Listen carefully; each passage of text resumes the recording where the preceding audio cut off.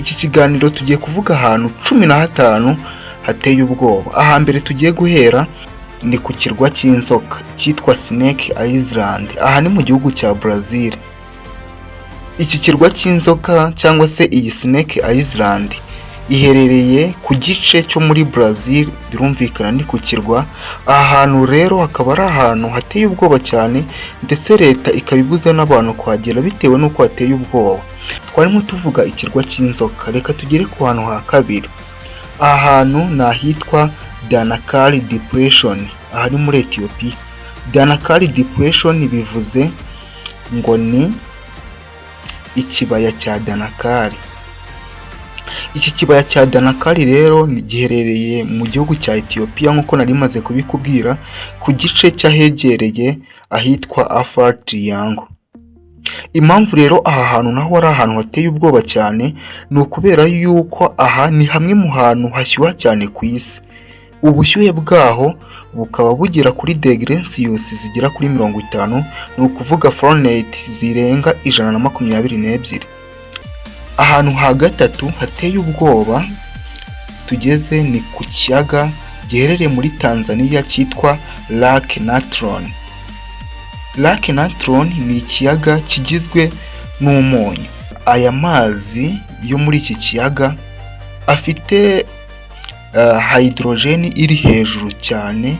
Muri make twavuga ko imyunyu ngugu iri muri iki kiyaga ni myinshi. Twavuga ko ari ikiyaga cy'umunyu, kuko umunyu w'icyo kiyaga ufite potential hydrogen iri hejuru y'10 n'ibice 5.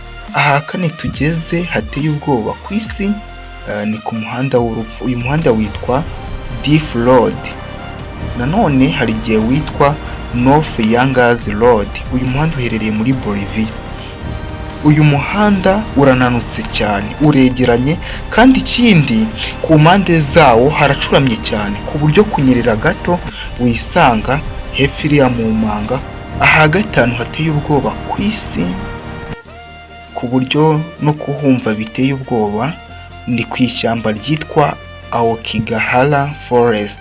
Iri ni ishyamba riherereye mu Buyapani. Rero ahangaha kubera ko hinjiye mu munsi cyane, birumvikana ko hateye ubwoba bitewe n'uko ikinyabuzima kihageze biroroshye cyane rwose ko kugira ngo cyongere kugaragara biragoye, cyita kibura. Ikindi hahora umwijima. Tekereza ishyamba ryijimye ku buryo haba ku manywa cyangwa nijoro hose ubona ari nka nijoro. Urumva ko aho hantu hateye ubwoba cyane. Ahantu ha gatatu hateye ubwoba cyane ku isi ni mu majyaruguru y'ikirwa cya Sentinel, ahitwa North Sentinel Island. Aha ni mu Buhinde. Iki kirwa rero kikaba ari ikirwa giteye ubwoba cyane bitewe n'abantu bahaba. Hari abantu bica abandi bahageze, ba bantu babagaho kera cyane.